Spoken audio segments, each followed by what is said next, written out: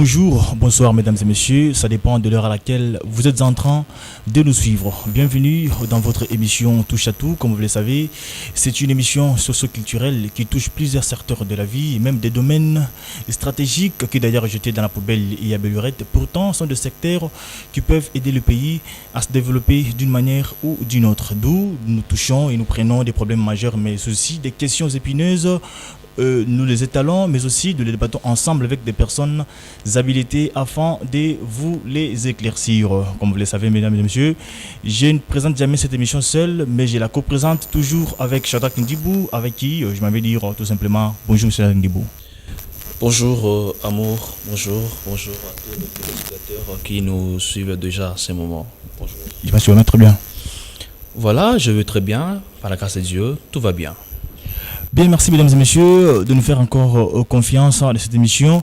Nous avons l'obligation de vous informer, quels que soient les moments difficiles, le même des circonstances, mais aussi le devoir et le vôtre de nous envoyer partout où vous voulez, recueillir pour vous des informations sûres et fiables, juste pour tirer les choses au clair. Et pour aujourd'hui, vous nous l'avez demandé et nous l'avons accompli et comme à l'accoutumée. Mesdames et messieurs, nous recevons pour vous aujourd'hui les directeurs chargés des opérations informatiques, messieurs Nanikian, bonjour.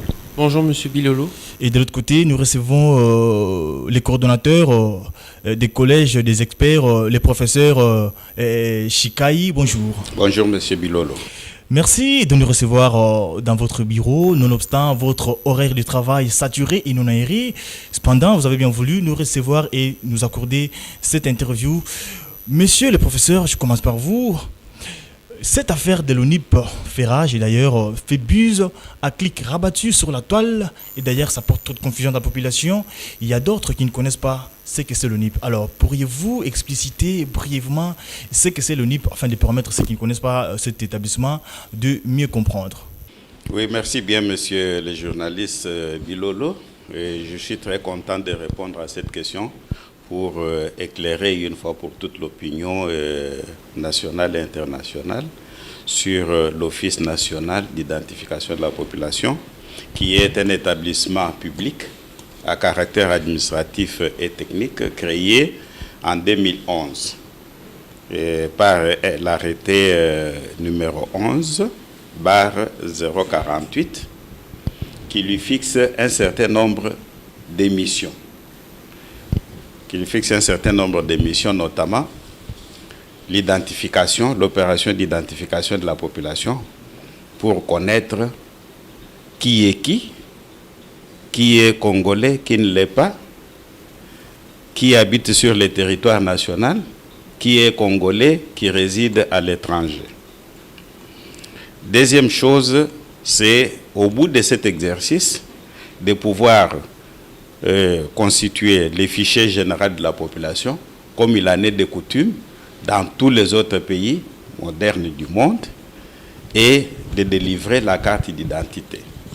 La carte d'identité, comme vous le savez, il faut que j'enchaîne très rapidement, que la carte d'identité porte actuellement un enjeu sur le plan du monde, avec la facilité de la circulation des personnes, la facilité de la circulation des biens. De plus en plus, les Nations Unies ont pris conscience que l'identité de l'individu est devenue l'un des droits fondamentaux de l'homme. Et l'identité est ainsi inscrite comme telle dans l'un des objectifs de développement durable. Donc, sur le plan régional, vous allez constater que de plus en plus, nos pays africains sont en train aujourd'hui de signer des accords d'élargissement des marchés. Et ces accords d'élargissement des marchés sur le plan régional va impliquer que cette circulation s'accompagne de l'identification des individus qui circulent dans un espace géographique donné. Et deuxième enjeu, c'est de voir que de plus en plus, les services sont en train de s'universaliser, de se mondialiser. Et dans cette universalisation et dans cette mondialisation, l'identité de l'individu occupe maintenant une place capitale. Parce que ça va être un élément d'authentification de chaque individu là où il se trouve. Donc je peux peut-être dans un premier temps m'arrêter là. Et si vous pensez que je peux aller plus loin pour éclairer davantage la population, je peux bien le faire. C'est depuis le 29 juin 2020 que le directeur général a pris les bâtons des commandes. Dites-nous ce que vous avez trouvé comme travail abattu par son prédécesseur, mais aussi ce qu'on peut retenir comme bilan à mi-parcours depuis que vous êtes là. Bon, c'est d'abord dire que nous avons remercié les chefs de l'État pour avoir nommé l'un d'entre nous pour pouvoir nous diriger. Le DG Richard Ilunga Ntumba, c'est un enfant maison. Il est là depuis la naissance de l'ONIP.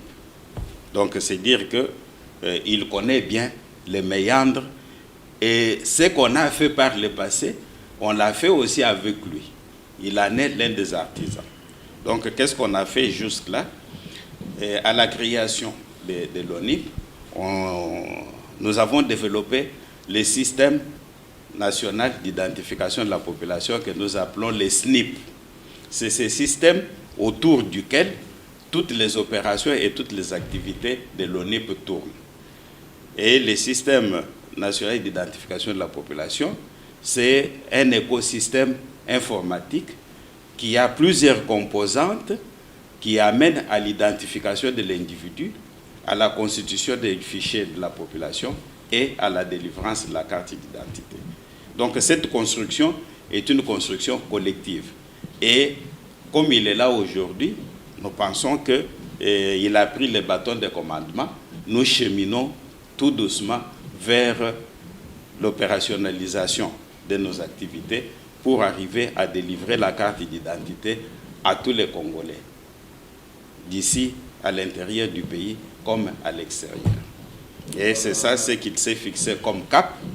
Et nous sommes en train maintenant de mettre le pied sur l'accélérateur pour qu'on puisse arriver à cette fin. D'accord, merci beaucoup professeur Chukai. Je m'en vais comme ça dire bonjour, encore une fois bonjour messieurs Nanikian. Je rappelle que vous êtes directeur chargé des opérations informatiques. Alors, premièrement, comment comptez-vous procéder par l'identification de la population? Elle sera de façon générale, c'est-à-dire dans toutes les provinces, soit elle sera d'une manière épisodique, parce que permettez-moi de dire qu'il y a d'autres zones que nous appelons des zones rouges, des zones de guerre, par exemple l'est du pays, Ituri, Rutshuru. Est-ce que ces gens-là seront isolés ou soit l'identification, vous allez procéder même dans des zones rouges? Bon, ce que je dois dire par rapport à votre question, c'est que nous allons procéder premièrement par une phase pilote. Donc nous allons aller nous déployer vers la population, c'est-à-dire on va choisir, c'est déjà choisi la province, mais en temps opportun, le directeur général va annoncer comment nous allons procéder. Donc il y aura une province pilote et avant les opérations d'identification de la fin des identifications de cette province pilote, nous allons nous déployer sur tout le territoire national. Et nous savons qu'il y a certains petits problèmes, mais nous comptons sur nos forces de sécurité pour nous permettre d'identifier aussi ces personnes qui ont droit à l'identité. Ce n'est pas dit parce qu'elles sont dans des zones rouges qu'elles seront exclues de ce processus. Et les exclure, c'est aussi ne pas faire confiance à tout ce qui est mis en place au jour le jour pour sécuriser ces endroits. Donc quand nous faisons ces opérations, nous tenons compte de tout le territoire national. C'est vrai qu'on tient compte, on se pose la question, on s'interroge sur le fait qu'il y ait 26 provinces. Bon, vous n'ignorez pas qu'il y a eu au moins 3 cycles électoraux. Ils ont pu recenser les électeurs et l'identification de la population que l'ONIP va faire, c'est à grande échelle, c'est tenir compte, prendre les personnes qui ont été exclues de ce cycle.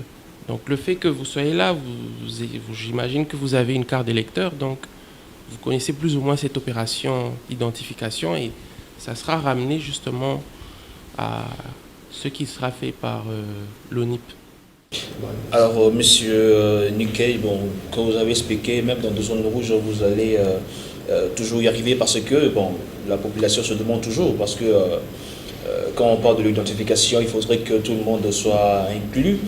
Alors, je ne sais pas, vous allez travailler avec le service de sécurité, vous travaillez en synergie avec la police, et pour que dans certaines zones, lorsque vous allez procéder par l'identification de la population, que ça soit un peu sécurisé. Déjà, je vais ajouter aussi à ce que le professeur a dit, l'ONIP est sous tutelle du ministère de l'Intérieur et Sécurité et Affaires coutumières. Donc, comprenez que le patron de la police est le ministère de l'Intérieur. Donc, ce qui fait que là où on aura besoin de sécurisation, nous aurons recours notamment à notre tutelle pour nous faciliter cette tâche imminente. Je vous ai dit quelque part, oui, vous voulez ajouter? Non, je voulais ajouter tout simplement le fait qu'il n'y a pas dans notre pays des zones de non-État. Okay. Il n'y a pas de zones de non-État. Les agitations qu'on peut observer ici et là ne peuvent pas constituer des contraintes majeures pour ne pas suivre chaque Congolais là où il est pour pouvoir être identifié, carte qui va attester que réellement il est Congolais. Nous irons partout. D'accord, merci. Je vous ai dit quelque part dire que pour lancer vos activités, il vous faut au moins 350 millions de dollars. Et d'ailleurs, dernièrement, nous avons vu procéder à l'installation de votre comité, mais jusque-là, rien n'est encore fait. En fait, dites-nous, qu'est-ce qui bloque finalement le démarrage complet de lancement de vos activités? Bon, écoutez, il y a 4 ans, 5 ans, l'ONIP aurait déjà délivré la carte d'identité. Vous connaissez les débats qui a suivi la mise en place de l'ONIP en 2016, en pleine campagne préélectorale, qu'il y a eu des contingences politiques qui ont fait que l'ONIP, qui était ciblé comme un instrument de glissement, avait fait que, politiquement, bien raisonné, qu'on puisse d'abord laisser le processus électoral avancer et qu'on puisse avoir des institutions en alternance comme les souhaitaient les différentes autorités, et que maintenant que vous remarquez vous-même dans la presse que tous les hommes politiques reviennent maintenant à l'identification de la population. Et n'oubliez pas que l'identification de la population et la délivrance de la carte d'identité a été déjà décidée et consignée dans l'accord de Lusaka comme l'une des priorités après les conflits armés. Et aujourd'hui, nous sommes en bon droit de penser que, avec la volonté exprimée par le chef de l'État, Félix-Antoine Tshisekedi, que nous irons vers cette opération d'identification de la population. Aujourd'hui, nous sommes conscients que la mise en place de l'actuelle équipe qui nous dirige a été mise en place en cours d'exercice budgétaire. Donc, nous sommes très certains, comme le chef de l'État lui-même l'a déjà exprimé plus d'une fois, qu'il a la volonté de donner la carte, que les budgets, à partir du budget de 2021, nous pourrons disposer des ressources nécessaires pour la réalisation de cette opération. Et si cette somme colossale que vous recommandez n'est pas réunie, qu'allez-vous faire? Moi, je suis d'abord optimiste. Quand un chef de l'État proclame, dit 3-4 fois que je dois délivrer la carte d'identité, nous lui faisons confiance. Ça fait partie de son programme d'action. Donc nous ne pouvons pas maintenant mettre en doute que si nous n'aurons pas de moyens. Nous sommes sûrs que nous aurons des moyens. Et n'oubliez pas aussi que la délivrance, l'opération de l'identification et la délivrance de la carte d'identité est une opération de souveraineté. ayant une dimension souveraine sur l'engagement du chef de l'État, je crois que le budget 2020-2021 prendra en compte les décaissements possibles pour pouvoir démarrer les différentes activités. D'accord, merci. Alors, monsieur le directeur, alors quels sont les mécanismes que vous comptez mettre en place pour que vous évitiez à tous égards qu'il y ait la fraude de l'identité? Parce que ce n'est plus un cachet, hein. À l'élection passée, nous avions remarqué qu'il y avait des gens qui avaient 2 cartes d'identité, d'autres 3. Alors, qu'est-ce que vous allez justement faire pour pallier à ce qu'il n'y ait presque pas la fraude au niveau de la carte d'identité? Bon, déjà, c'était carte d'électeur que la CENI remettait. Donc, nous concevons des choix. Nous opérons des choix qui évitent justement qu'on aboutisse à une fraude. Et ces choix sont opérés de plusieurs manières, c'est-à-dire du point de vue physique et du point de vue logiciel. Pour ce qui est du point de vue physique, les matériaux utilisés pour la carte d'identité sont des matériaux qui ne seront pas accessible déjà par son accessibilité à une personne lambda. Donc, même si les personnes arrivent à s'en procurer, il y a des différences physiques qui feront que la carte d'identité, déjà de ce point de vue, il y aura une nette différence avec une carte procurée de manière diverse. Et maintenant, du point de vue logiciel, donc interne, dès que la personne se fait identifier et authentifier, elle se voit attribuer un numéro d'identification nationale. C'est ce numéro qui ne changera pas. Ce numéro suivra la personne, ça dépend soit à la naissance, jusqu'à la mort, ou bien quand on va identifier les personnes quand elles seront adultes, notamment comme ce qu'on va faire. Ce numéro ne va pas changer. Et deuxièmement, nous allons enregistrer les données biométriques des personnes, c'est-à-dire les empreintes digitales, le visage, plus loin, l'iris. Nous savons que quand vous parlez de changement, les gens ont tendance à changer les données biographiques, c'est-à-dire le nom ou la date de naissance ou la province d'origine.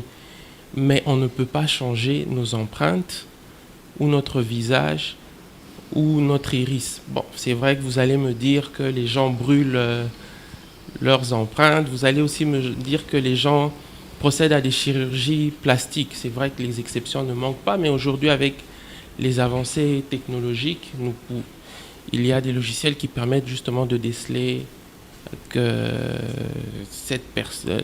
Alors, puisque nous parlons toujours de la carte d'identité, alors c'est depuis 1984, comme le disent le Belge, que les gens possédaient de la carte d'identité. Alors, pour des gens qui sont nés allant de 85 à nos jours, ne savent pas lorsque nous parlons de la carte d'identité, d'une manière générale. Alors, quels sont les avantages pour des gens qui nous suivent de comprendre un peu quand je vais posséder une fois cette carte? Alors, c'est quoi les avantages? D'abord, il y a plusieurs avantages, mais d'abord de l'ordre de la fierté. C'est-à-dire, finalement, le Congolais va se voir détenir une carte d'identité. Il y a d'abord la fierté, et puis l'accès au service. Et la preuve, l'authentification qui prouve que vous êtes qui vous êtes. Parce qu'aujourd'hui, vous pouvez vous promener, comme vous dites, les gens peuvent détenir 2 ou 3 cartes qui faisant lieu à leur carte d'identité. Rien ne prouve que ce sont ces personnes. Mais nous, déjà, en ayant la carte d'identité, l'accès aux services, comme le professeur l'a dit, certains services ne seront limités qu'à l'accès de la carte d'identité. Il y a d'abord du point de vue sécuritaire et cette fierté même d'avoir cette carte. Aujourd'hui, vous lisez les réseaux sociaux, tout le monde nous pose la question, mais ce sera très bien d'avoir une carte d'identité, rien que pour l'honneur, parce que vous dites depuis 84, c'était d'ailleurs la carte pour citoyens qu'on appelait à l'époque la carte verte. Oui, donc il y a tous ces aspects-là. Alors, professeur, attendez s'il vous plaît, je vais rajouter quelque chose. Alors, puisque le directeur était en train de parler des avantages, alors j'aimerais un peu savoir, y aura-t-il de mesures drastiques pour des gens qui ne posséderont pas de cette carte? Parce que nous voyons même en Côte d'Ivoire, des gens qui n'ont pas la carte d'identité sont privés même à l'octroi de microcrédits, même d'entrer dans certaines provinces, alors dans notre pays, je ne sais pas. Pour des gens qui ne vont pas posséder cette carte, je ne sais pas, de mesures drastiques que vous allez essayer de prendre pour que... Voilà. Moi, je ne parle pas ou je ne parlerai pas de mesures drastiques.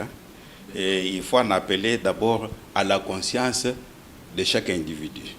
Nous vivons maintenant dans un monde de plus en plus moderne qui nécessite que chaque individu puisse à tout moment attester de son identité. Ça, c'est déjà un élément de conscience qui peut créer l'obligation de chacun à pouvoir chercher à acquérir la carte d'identité. Et c'est une obligation d'État que chaque citoyen puisse disposer d'un document qui atteste de sa nationalité. Donc, vous devez savoir que l'identité n'est pas une entité déclarative. N'est pas une entité déclarative. L'identité de l'individu est une entité attributive. C'est-à-dire, c'est l'État qui vous attribue votre nationalité. Vous ne dites pas « je suis ». Non, c'est l'État qui vous attribue, qui vous reconnaît que vous êtes l'un de ses citoyens. L'une des preuves de cette reconnaissance, c'est que l'État vous délivre la carte d'identité qui vous attribue cette nationalité. Donc, je ne peux pas parler de mesures drastiques, mais je sens déjà, et ici à l'ONIP, nous sentons, quand nous voyons les débats publics, qu'il y aura engouement. Parce que la première carte d'identité sera délivrée aux premiers citoyens de ce pays, qui donnera le go, qui donnera l'envie de posséder cette carte. Et comme vous l'avez bien dit, vous avez vu que pour accéder au numéro de téléphone, on cherche une identité. Et il y aura beaucoup de services comme ça, la santé, l'éducation, ainsi de suite, le paiement des impôts, les assurances, qui vont conditionner l'accès à ces services-là à la détention de la carte. Et c'est l'individu qui doit prouver. Si on dit aujourd'hui que non, on fait par exemple un transfert du cash à des ménages, par exemple, qui ont subi des catastrophes ou quelque chose comme ça. Ça peut être une décision de l'État. Mais ces individus-là qui viendront devant l'État pour recevoir quelque chose, ils devront attester de leur nationalité. Et aujourd'hui, l'instrument principal de cette attestation, c'est la détention de la carte d'identité. Si je vais revenir à vous, monsieur le directeur des opérations informatiques, puisque vous avez parlé du recensement, alors j'aimerais savoir d'abord, c'est quoi la différence entre les recensements scientifiques et celui d'administratif? Le recensement scientifique, je pense que le professeur va mieux expliquer ça, mais pour répondre, je commencerai par le recensement administratif. Celui que nous ferons, c'est le recensement administratif. Là, il faudrait qu'il y ait vraiment clarté sur ce point. Oblige à ce qu'on prenne toutes les données biographiques et biométriques. Quand je parle de biographique, je fais allusion au nom, au poste-nom, à la date de naissance, à toutes les informations identitaires qu'on demande. Les données biométriques, je répète, donc les empreintes digitales, le visage et l'iris. Et ce recensement se fait sous la tutelle, bien sûr, du ministère de l'Intérieur. Bon, pour le recensement scientifique, le professeur peut... Oui, je crois qu'il y a eu une différence nette. Une différence nette, quand bien même l'objet de ces deux recensements est la population, mais il y a une différence d'approche. Le recensement scientifique est une opération d'enquête vaste qui a pour but de profiler les caractéristiques de la population d'une nation. C'est-à-dire chercher les caractères socio-économiques qui donnent le profil à une population d'une nation. Je vais donner quelques exemples pour dire d'abord que le recensement scientifique est anonyme. Il permet de prélever des caractéristiques sur des individus, notamment les niveaux d'études, l'emploi, l'appartenance à une religion, l'habitation dans un quartier chic ou pauvre, l'occupation d'une maison en matériaux durables ou en matériaux précaires, ainsi de suite, je peux multiplier, on peut allonger la liste. Les études universitaires, les études primaires, les analphabètes. Donc pour pouvoir catégoriser, connaître les nombres de la population et donner les caractéristiques des catégories qui composent cette population. Et le recensement scientifique a pour but généralement de faire des études, a pour but fondamentalement de préparer des politiques de développement qui puissent répondre à l'évolution caractéristique de la population. Tandis que dans le recensement administratif, si aujourd'hui les statistiques disent que nous sommes à peu près 85 millions et quelques, mais ces 85 millions-là sont composés de qui? Des X, des Y, des Z, avec une figure, un visage bien identifié. Donc, le recensement administratif vient donner l'identité à cette population qui a été dénombrée. Et sachez que dans les recensements scientifiques, ces enquêtes qui sont menées sont des enquêtes anonymes. On ne prend pas les noms des gens. Donc ça se fait d'une façon anonyme et consiste principalement à pouvoir dénombrer et nous donner des statistiques. Merci, monsieur le professeur. Vous avez pour but de recenser, mais aussi d'identifier la population congolaise résidant au pays, mais aussi ceux qui sont à l'extérieur du pays. Qu'allez-vous faire à propos de ceux qui possèdent une double nationalité ou triple nationalité? Parce qu'aujourd'hui, d'ailleurs, nous le voyons donc de la politique, mais aussi dans des entreprises publiques où quelqu'un qui travaille dans une entreprise quelconque, il est soit belgo-congolais ou encore franco-congolais, alors je ne sais pas, il sera identifié en tant que congolais ou en tant voilà, je ne sais pas comment expliquer ça. Voilà. Il faut faire évoluer la législation. Mais par comparaison, avec ce qu'on a pu observer dans certains pays qui se sont déjà lancés dans l'opération d'identification de la population, vous trouvez qu'il y a des sous-fichiers. Il y a des sous-fichiers.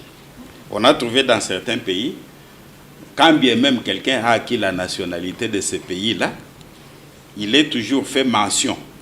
Pas sur sa carte d'identité, pas sur ses données visibles, mais dans les données du fichier général de la population, on met toujours sa nationalité d'origine. On s'est tracé, oui, il est belge, mais il était de nationalité congolaise d'origine. Il était de nationalité américaine d'origine. Et ça, nous allons voir avec l'évolution de la législation et le débat qui va être engagé peut-être au Parlement sur toutes ces questions. Donc nous ne voulons pas anticiper, mais tous ces Congolais qui sont à l'étranger, qui ont acquis une autre nationalité, sont toujours les bienvenus comme des acteurs de développement de ces pays. Donc nous n'avons pas, et je ne vois pas pourquoi on mettrait déjà en face une vision de leur exclusion. Mais le débat reste un débat qui est ouvert. Parce que nous avons besoin de... Aujourd'hui, dans plusieurs diasporas, on trouve par exemple aux États-Unis, il y a des gens qui sont à la recherche aujourd'hui de leurs origines, qui veulent rentrer pour travailler pour le compte de leur pays d'origine. Avons-nous le droit de pouvoir bloquer ces gens? Non. Je crois que nous allons dans un monde ouvert et attendons le débat. Professeur, et son débat sur... merci, professeur. D'accord, nous allons toujours vous maintenir. Monsieur le professeur, alors, puisque nous sommes en train de parler toujours du recensement, et ça nous reste pratiquement 2 ans et demi pour arriver aux élections. Alors, nous avions suivi vos propos, quand je parle de vos propos, je vois déjà l'UNIP, que vous aviez tenu il y a quelques jours passés, que déjà d'ici le 31 décembre 2022, nous aurons déjà le fichier général de la population. Est-ce que récemment aussi nous avions entendu une opinion qui dit avec les recensements ça peut prendre 4 ans, ça peut prendre 5 ans pour les recensements. Est-ce que vous pensez que le fichier électoral sera prêt à la date que vous aviez parlé tantôt? Dans l'hypothèse trop large, on a besoin de 19 mois. J'ai dit l'hypothèse trop large. Mais sinon, en dessous de cette date, en dessous de cette échéance, on sait avoir une bonne opération d'identification de la population. Et la bonne identification de la population va dépendre de plusieurs facteurs. Nous pouvons multiplier les machines, nous pouvons multiplier les personnels, nous atteindrons plus facilement la population. Donc, la gestion de ces 2 paramètres peut nous aider à pouvoir bien gérer les temps. Donc, les temps, pour nous, il nous fait peur aujourd'hui de ce que si déjà en janvier 2021, nous ne démarrons pas, nous pouvons accumuler des retards. Et avec les conséquences. Pour éponger les retards, il faudra des surcroîts de coûts pour pouvoir multiplier le nombre de machines et multiplier le nombre de personnes. Bon, je dis toujours, c'est une opinion. Hein. Il y a une opinion qui dit la présence de l'ONIP, c'est une manière un peu tacite de pouvoir repousser les élections parce que vous travaillez en synergie avec la CENI. Quand on parle déjà de procéder par les recensements en 2020, nous sommes pratiquement arrivés à la fin. C'est une manière de repousser les élections pour une date ultérieure. Je ne sais pas, vous aurez argumenté là-dessus. Oui, j'ai argumenté. D'abord pour dire qu'il faut dissocier l'ONIP de la CENI. Ce n'est pas un couple de jumeaux. Quand même, Chaque institution a ses propres missions. Mais je pense profondément bien que si aujourd'hui nous avons un fichier général de la population, la CENI pourrait en être bénéficiaire sans pouvoir se déployer encore sur le terrain pour aller faire l'enrôlement des électeurs. Et ça, c'est fondamental. Nous sommes en bon droit de le penser comme ça, que les technologies aujourd'hui nous permettent de pouvoir identifier la population, constituer ces fichiers généraux et de ces fichiers généraux laisser libre cours à la CENI de pouvoir en tirer les éléments qui sont constitutifs du fichier des électeurs. Mais il ne faut pas lier, l'ONIP à la CENI comme s'ils répondaient d'une même logique. Nous ne répondons pas d'une même logique, surtout d'une même logique politique. Et aujourd'hui, sans vouloir les citer, le président Nanga, lors du dépôt de son rapport, il avait estimé lui-même que pour cette fois-ci, il faut laisser avancer l'ONIP pour qu'on puisse disposer d'un fichier et que c'est de ce fichier, il lui puisse tirer, quand je dis lui, c'est-à-dire la CENI, puisse tirer les fichiers électoraux. Hein? C'est de bonnes rationalités, parce que c'est ce qui se fait maintenant dans les autres pays que nous avons visités. En fait, mais s'il a dit, c'est parce qu'il y a vraiment des réactions péjoratives dans la population, bien entendu, par rapport à l'ONU. Parce que si nous faisons un peu l'introspection, il y a presque 6 ou 7 ans, juste après la création de l'ONIP, je vois donc la structure Sauvons les pays, d'ailleurs que disait M. Martin Fayoulou, il disait tout simplement que l'ONIP a été créé par M. Kabila pour rétropédaler les élections. Je ne sais pas, parce que là, le DG vient d'être nommé il n'y a pas longtemps, parce que cette même idée, donc cette même file d'idées, donc le fait que c'est propagé partout, alors du tout, parce que le président de la République tient mot de plus à livrer ou octroyer la carte fiable aux Congolais. Alors dites-nous, parce qu'aujourd'hui, parce que vous travaillez presque en collaboration avec la CENI, parce que pour qu'il y ait de bonnes élections, des élections crédibles et transparentes, il faudrait mieux que l'ONIP fasse bel et bien son travail. Alors, comme il y a des réactions péjoratives, alors dites-nous, peut-être, ça a aussi un impact majeur sur les élections. Voilà. Oui, merci bien, Monsieur Bilolo. Et pour bien faire, et c'est pour ça que nous insistons beaucoup. Nous insistons beaucoup sur la gestion du temps. Nous avons un temps assez large, étendu devant nous, pour pouvoir s'employer à cette opération et ne pas laisser cours à des interprétations malencontreuses, qui sont souvent des interprétations à caractère politicien. C'est le moment de pouvoir le faire. Et pour moi, une considération tout à fait personnelle, c'est le moment de voir maintenant tous les politiciens qui parlaient pouvoir s'engager et soutenir cette opération avant qu'il ne soit tard.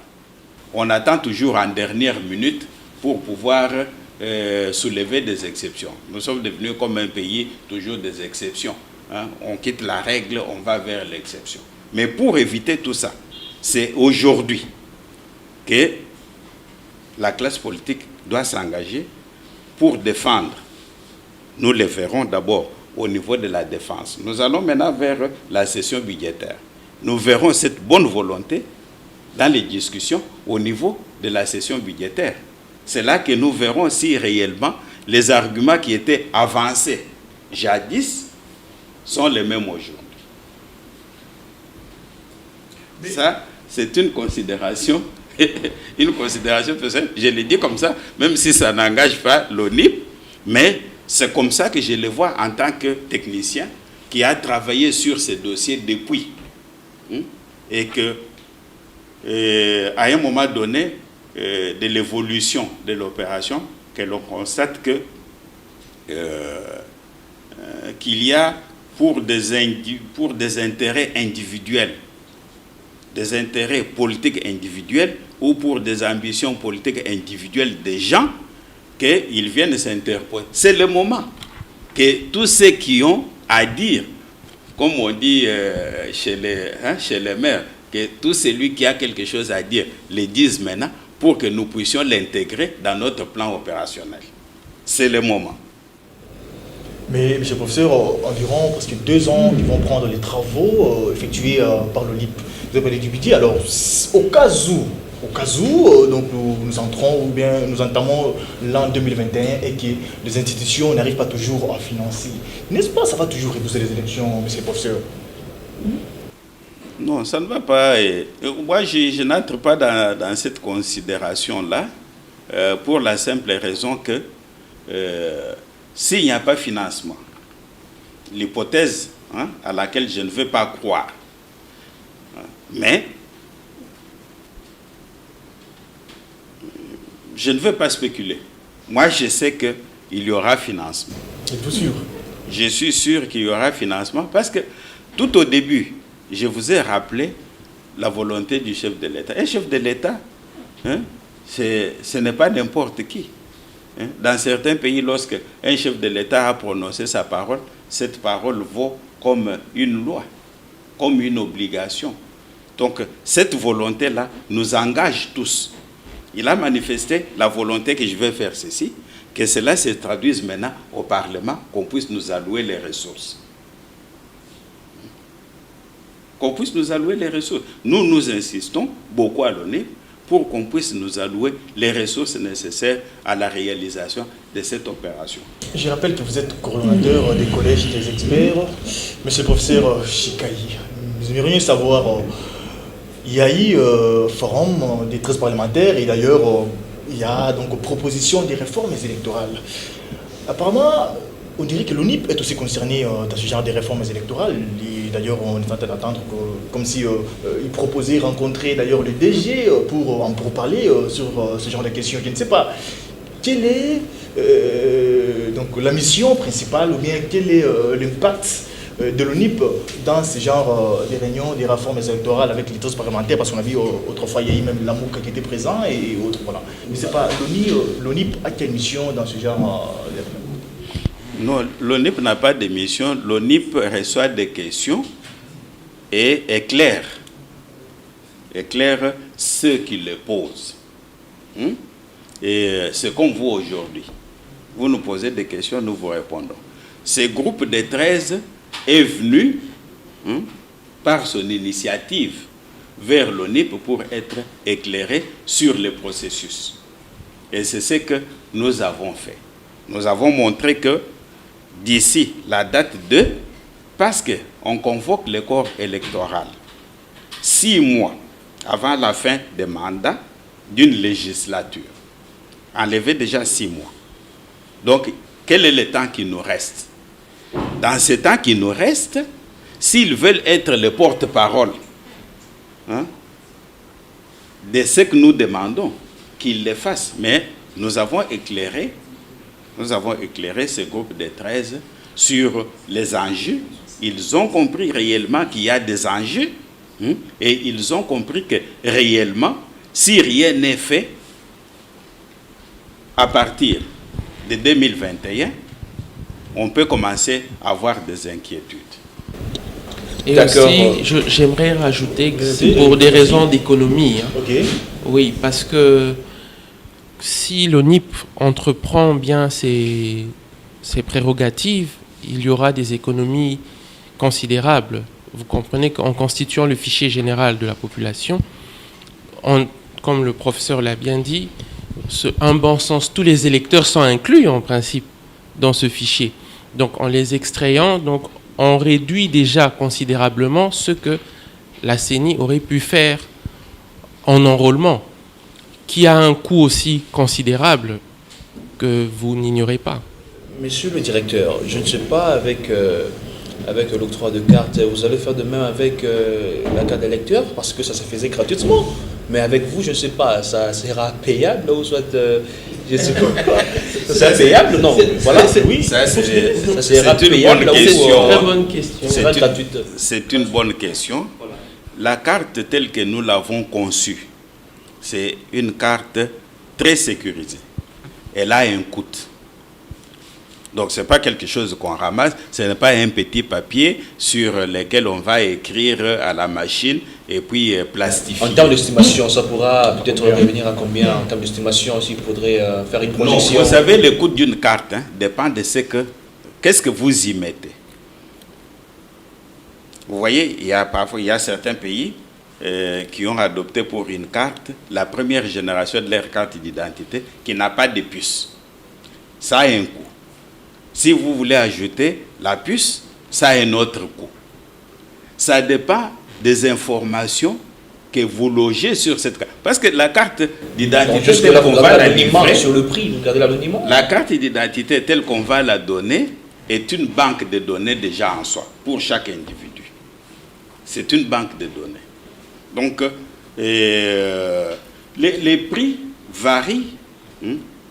Je peux vous dire aujourd'hui, il y a certains pays, comme en Europe, la carte d'identité sécurisée qui est en préparation coûte jusqu'à 50 €. Mais nous, on n'en ira pas là. La carte, telle que nous la proposons, nous faisons 3-4 alternatives.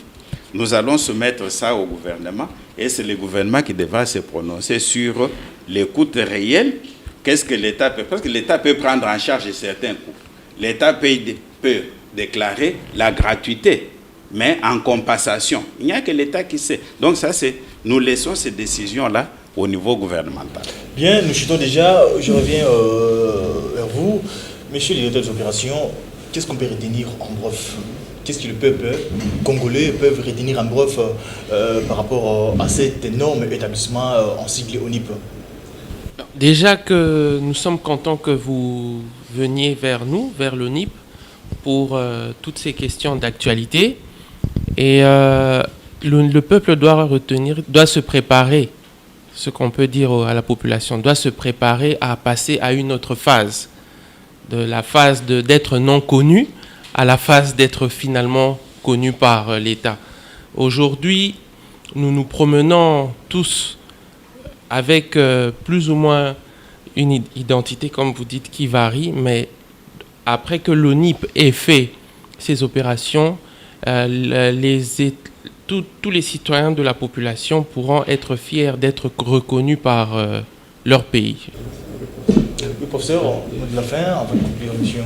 Au mot de la fin, nous voulons d'abord vous remercier d'être venu à nous et d'engager avec nous cet entretien sur une question qui a beaucoup d'enjeux pour la modernisation et le développement de notre pays. Cette modernisation de notre pays appelle que nous puissions nous connaître nous-mêmes, que nous sachions que nous sommes Congolais. Nous devons être fiers de l'attester par un document que nous allons arborer comme notre drapeau. Deuxième chose, c'est de continuer à parler davantage de l'ONIP, de ses missions, pour préparer la conscience collective à s'approprier le processus qui va déboucher sur la délivrance de la carte d'identité. Le moment venu, quand nous serons sur le terrain, on demande à la population de pouvoir accueillir nos équipes, de pouvoir collaborer sincèrement, de pouvoir dénoncer ceux qui voudront commettre la fraude à l'identité pour que nous puissions avoir un fichier général de la population exempte de tricheries. Merci beaucoup. Chadra Ketibou, vous avez conclure. Voilà, merci beaucoup. Je suis vraiment très très content de parler toujours des choses qui reviennent de l'actualité. Et puis je rappelle que c'était par rapport à la demande de nos téléspectateurs.